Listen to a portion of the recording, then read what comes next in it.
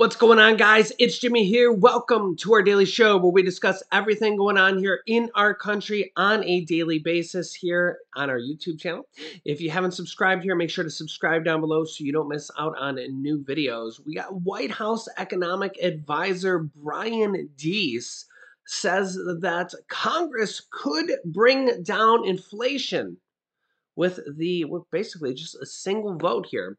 And yeah, and he talks about the Build Back Better package, well, kind of intermingled here. Basically says pass it. And well, a couple different things here with inflation at an all-time high. Well, a 40-year high, maybe I should say. It feels like an all-time high. Gas prices are at an all-time high. Food prices are at an all-time high. Inflation at a 40-year high. Goes back to 1981, the year I was born. Yeah, so at an all-time high for me. Yeah, 41 years old. So yeah, it feels like an all-time high. It is an all-time high for gas and for food, but 8.6%, the current inflation rate. The White House says there is things we can do to lower inflation. There's things that Congress can do. Check this out. Now the White House National Economic Council Director, Brian Deese. Brian, first, is there anything that policymakers can do that don't work for the Fed to bring inflation down? Well, thanks for having me. And the answer is yes, that today's number underscores the challenge we have with energy prices that you were just discussing. But it also underscores why it's so important that the president is doing exactly what he's doing, fighting inflation his top priority.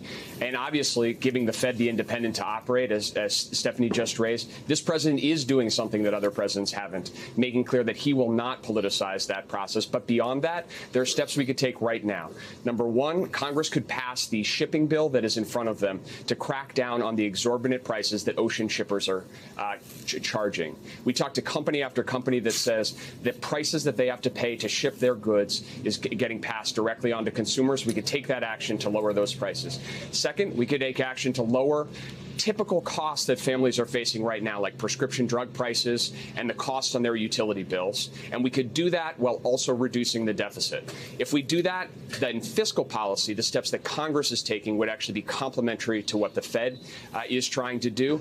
Those actions would help. They would help a lot. They'd be the most significant thing that Congress could do right now. And the president and all of us are urging them to act.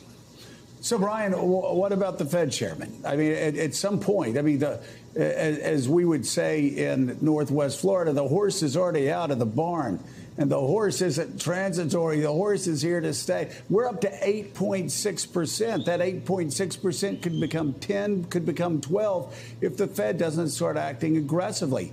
Does Chairman Powell and the Fed, do they need to jack rates up at a faster clip?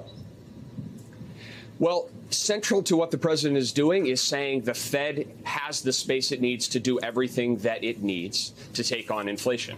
And part of giving them the space to operate, part of giving them the ability to make hard decisions and use the tools that they have, is making clear that when they take those actions, when they use their independent judgments, the president is not going to politicize that process. That is the most important thing that we can do, that a president can do, and we can't take that for granted. Our past president was aggressively tweeting at the Federal Reserve Chair, but prior presidents were more quietly politicizing the process. You're not going to see that out of this White House, and that's why I'm not going to comment on the question of exactly the tactics they should use, other than to say you have a president that says fighting inflation is the top economic priority right now. Brian, it's true, of course, that Russia's war in Ukraine is impacting oil prices. Yes, but I promise you the landscaper 2 days ago I talked to at the gas pump, who was trying to fill up 2 cans and backpack blowers and mowers in his truck, was not going, damn you, Putin. So what do you say to him? What do you say to families who can't afford all their groceries right now? Well, absolutely. It's hitting families hard, and we get that. We really get that. That's point number one. Point number two, it doesn't make people feel any better, but it is important in diagnosing the problem here. And the problem is that the price of gas at the pump is now up about $1.70 since Putin began amassing troops at the border. That is the impact of war. It's not fun. Nobody likes it, but we have to stand against that aggression. So then the real issue is, what can we do to blunt those increases, and what can can we do to get relief to families? And the thing that I would say to them is that you have a president who is focused on saying, how can I blunt the increase in gas prices? How can I blunt the increase in oil prices? But also, how can I bring down the other costs that they're looking at when they're trying to figure out their monthly budget? So if we can bring down prescription drugs costs for that landscaper, if we can make their utility bill a bit lower over the course of the month, that will give them some relief, even as we're working to try to bring gas prices down. There are things that we can do on that front, but it's not the only place that we should be focused. Brian, I know the White House was disappointed when Build Back Better didn't pass, but given how much it would have contributed to inflation now, in hindsight, is it a positive that it stalled out? Look, I think that when you look at the fact that the proposals that the president has put forward, every one of them was fully paid for and fully offset, that it wouldn't have had an upward impact on inflation. But I think the point right now is we have an opportunity to take some of the steps that I was talking about to lower costs for families and reduce the deficit. I don't want to lose sight of this fact that the deficit has come down by a historic amount so far this year, but we can build on that. And we can build on that with tax reforms that would actually improve the efficiency of our economy and also be complementary to what the Fed's doing. So the answer to your question is the president has consistently proposed ways to pay for the things that he's proposing. But right now we have an opportunity to not only do that, but actually reduce the deficit as well. We should harness that opportunity. We should act immediately with the urgency that the situation deserves. Director of the White House National Economic Council, Brian Deese, thank you so much. Yeah, so Congress could do a lot of different things here to reduce inflation. As you heard, they could reduce the cost of prescription drug pricing. They could reduce, well, they could pass an oil price gouging bill, which they did in the House. No Republicans voted for it. It's not been voted on in the Senate. It won't pass because you would need 10 Republicans to vote on it. They did pass a bill like that in the UK. And they're actually, it's a windfall tax bill, and they are going to, it's like $19 billion, and they're going to give the money back to the people. But it can pass here in the U.S. without Republican support. And you heard all the different things that they can pass here in the United States, but this is kind of all and really Build Back Better is going to, if they can pass Build Back Better here before this election, or whether it happens after this election, which could be very, very different. If it happens before this election, it'll be without any Republican votes, because Republicans just won't vote for anything that the Democrats try to put forward as that type of a bill. Joe Manchin and Kyrsten Sinema would obviously have to vote for it, and Joe Manchin wants it to reduce the deficit, which is totally okay. They can do it because the last version of Build Back Better actually had enough pay-fors in it that it would reduce the deficit. What that means is that they would raise enough corporate taxes on very large corporations like Amazon and stuff like that that pay very little to no taxes on any given year. Amazon's famous for this. I'll show you a headline here. You can see here in this headline, there's a lot of really large Fortune 500 companies like Amazon. I'm not just picking on Amazon, but they're a very famous example here. I don't know, maybe I am picking on them. What's funny is I have a business where I sell products on Amazon, but I don't get the benefits here. Amazon does. They make $11 billion in 1 year. This was a few years ago. Every year's maybe a little bit different here, but I'll show you. They made $11.2 billion in 1 year and paid no federal taxes on $11.2 billion in profit. In profit. That's not even gross sales. That's just profit. Okay. And from 2009 to 2018, Amazon paid an effective federal tax rate of 3%. 3% on profits totaling $26.5 billion. $billion. Yeah, and you can kind of see this chart here on how much federal taxes they paid in 10 years, basically. and how much profits they're, this was a few years ago, and they're making even more profits, as they're growing and growing and growing. But and Amazon's just one example. There's many, many other Fortune 500 companies. This is around 10% of Fortune 500 companies, which are the top 500 largest companies in America, Fortune 500.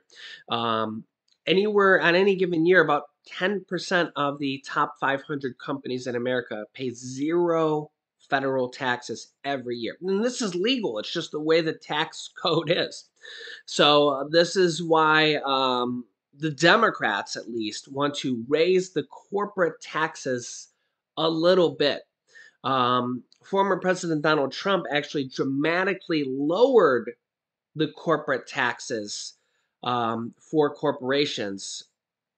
And again, it's whatever side of the coin you fall on. His theory was that if you lower corporate taxes, that more economic activity will speed up the country, and you'll have more economic growth.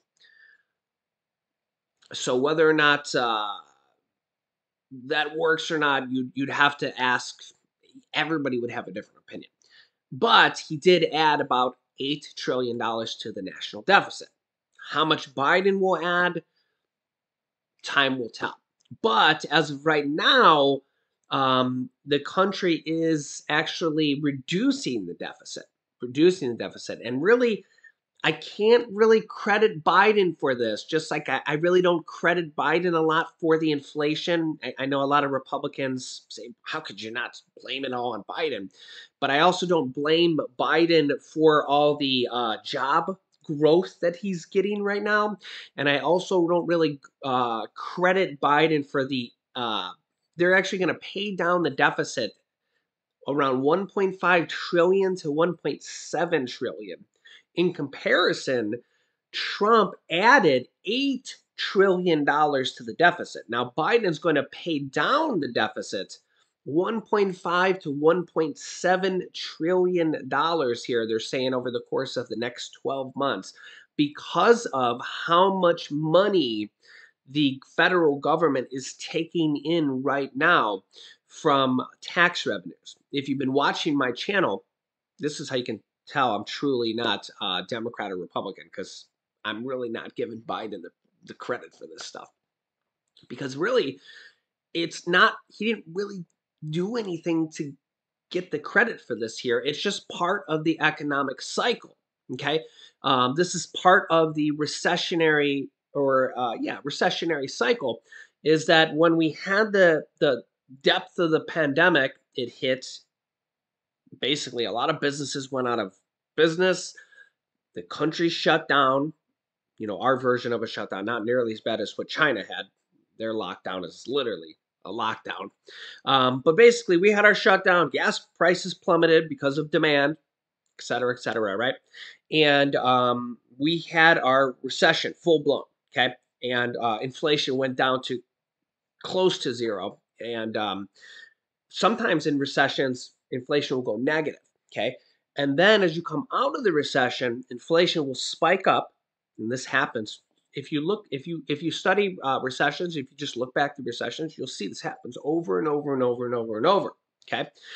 This happened back in 1981 as well. This also happened back in the 2000s when we had our recession back then. When you come out of the recession, inflation spikes up, and also job growth spikes up at the end of the recession, because everybody, when the recession is over, people go back to work, the economy picks up, job growth spikes up, and sometimes tax revenue spikes up as well. So this is kind of what we're seeing right now. And this is why a lot of people will say the economy is doing good, okay?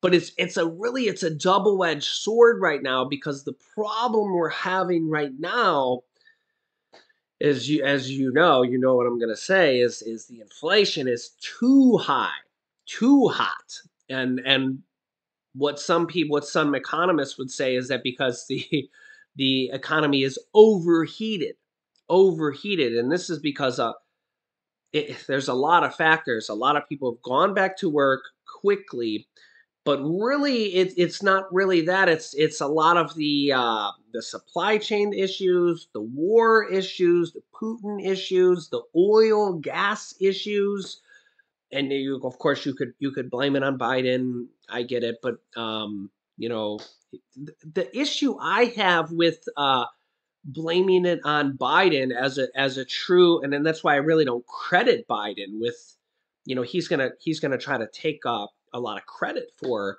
the job gains and the deficit reductions and stuff like that. And again, I'm not gonna really give him the credit. This is how you can tell I'm not Democrat, I'm not Republican, is I'm not really gonna give him the credit for that because it's just part of the economic cycle. Um, the problem I have with just trying to be neutral here is that when you look around the entire world, you see the same type of inflation all around the world. You see it everywhere. You see gas prices all around the world actually worse than the US. That's the thing that really throws me about blaming it on Biden. I get that people want to blame it on somebody, but when I just look around and I say, okay, well, Canada's got worse gas prices than us. Almost, actually, pretty much every country in Europe has worse gas prices than us. China's got worse gas prices. You look at all these other countries that have worse gas prices than us and inflation at pretty much just exactly like as us. That kind of makes me think, well, it's the economic cycle. We're all actually in it kind of together. And when you hear, well, it's a global economy, yeah. And that's why another thing you're going to hear right now is as we go into the elections, you're going to hear all these state governors, whether they're Republicans or Democrats. This is where you're going to hear the truth from me, guys. You're going to hear these Republican governors and these Democratic governors say, our state is running so great. Look at how great of a state we run. Look how good our revenues are doing. We're taking in all this state money. We've got billions of dollars of surplus. But again, this is why you listen to me, because I tell you the truth. All the states are running that way. Okay. So when you hear your governor say this, whether you're the governor of Ohio, the governor of California, the governor of New York, or the governor of Texas, whether you're a red state, a blue state, a Republican, a Democrat, there's no independent governors, unfortunately. They're all going to kind of use this excuse as their, it's not really excuse or whatever you want to call it, this reason as part of their reelection campaign. But you know from watching me that it's, as a realist, it's just part of the cycle, guys. It's just part of the cycle. All the states are doing well. All the states are doing well. Thankfully, a lot of states are giving back to their people. And hopefully, as we get closer to election time, they'll use that as an excuse to help out even more people.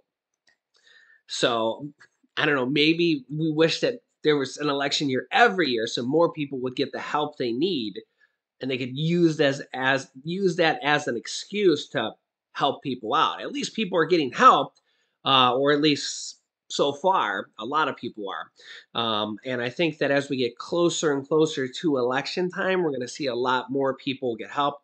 And hopefully, right? But in the past, we used to not see that. We didn't used to see states giving out stimulus checks or tax rebate checks, cutting taxes like this in the past elections. We didn't see this type of stuff. So, and remember in the past, we didn't have stimulus checks. We didn't have stimulus check 1, stimulus check 2, stimulus check 3. And the people that blame inflation on stimulus checks also kind of really don't know. They don't really understand this stuff. Okay. Because remember, the people that want to blame inflation stimulus checks on Biden, you can't really do that either. Because remember that stimulus check 1 and stimulus check 2, those were underneath Trump. Okay. And remember the stimulus package one and stimulus check one, that package alone cost more money than Biden's one and only stimulus package number three. Trump's stimulus package one was 2.3 trillion, and Biden's only stimulus package to date so far was 1.9 trillion. So people that like want to say, "Oh, he's just printing money and all the inflation's because of him and this stimulus package, stimulus check." Well, Trump actually spent more money in stimulus checks and stimulus packages. If anything, Biden has more stimulus checks and stimulus packages to catch up to Trump. So again, I'm just being a realist here, just giving you guys the real numbers, the real stats here. Trump sent out 2 stimulus checks. Biden only sent out 1. Now, Biden's stimulus check was $1,400 and Trump's were $1,200 and $600, so $1,800, but still more. And remember that when Trump sent out his unemployment bonuses, they started at $600 a week. Biden's, when he came into office, they were only $300 a week. So Trump's were actually twice as much. Yeah, I think I have to go all the way back in my memory here, but they definitely weren't $600 a week when Biden came in. So if anything, Trump actually spent more money in stimulus. So I actually see comments here today that if Trump was president, we would have had another stimulus check by now. And I can't. There's nothing I can't argue with that per se. I can't really say if that would be true or not. But Trump did send out more checks than Biden. Now, but in all fairness, and again, I'm not really picking sides here, but the third stimulus check package and checks, rent assistance, mortgage assistance, everything in there, and the child tax credits, no Republicans voted for that. All the Republicans voted no on that. The Democrats passed that on their own. So you do have that there as well. And again, I'm not picking sides. I'm just kind of laying the facts out here and everything. So, and again, you can kind of tell. I'm just letting everything fly here. So, and this is why you can't really blame stimulus for the inflation. You can't really blame one party for the inflation because, again, the inflation's happening everywhere around the world. Gas prices are like this everywhere around the world. In fact, gas prices are much higher in prices around the world. If you've watched my other videos, you've seen the gas prices are $8-9 a gallon in most of Europe, in the United Kingdom, most of Europe. Hong Kong is $10 a gallon. When you equate it to US dollars and US gallons, it's insane. It's insane. Even Canada is more money than the United States. So again, equate it to US dollars and equate it to gallons. So, it's just everybody's dealing with these same issues. Now, the problem we have right now is we still have to fix it. We still have to try to get out of this. We still have to go forward here. And on the other hand, we also have 64% of people, or actually, I think the most recent reading was 60 went up to 66%, 64, 66%. I'd have to go back and actually see the exact number. But the problem with that is that 64 to 66% of people are living paycheck to paychecks, have no savings, or are behind on bills. That's 2/3 of Americans. That's the real problem. And that's where inflation is really hurting us, no matter what country you live in. I mean, we're Americans here. I mean, I may have some viewers here that are like living in U.S. territories and stuff like that. Aloha to you, even though that's not really, that's still part of the U.S. But I get some people from the Virgin Islands and Guam and stuff like that. But we're all kind of in this together. So yeah, that's kind of the problem here, is that we still got to get through this. We still got to get through this, and we got to all work together. Congress, Democrats, Republicans. We can't just all like vote no and be like, oh well, it's your fault. It's your fault. That's the issue. Yeah, and that's the problem with just blaming someone. It really, we got to fix the problem. Yeah. And that's why you got to call, email, tweet your senators, your representatives, your governors, and say, okay, what's your plan to fix it? You can't just blame somebody. We have to fix the problem. Okay, blame Biden if you want to. That's great. It's all Biden's fault. Awesome. How do we fix the problem? Biden is going to be there for 2.5 more years. How do we fix the problem?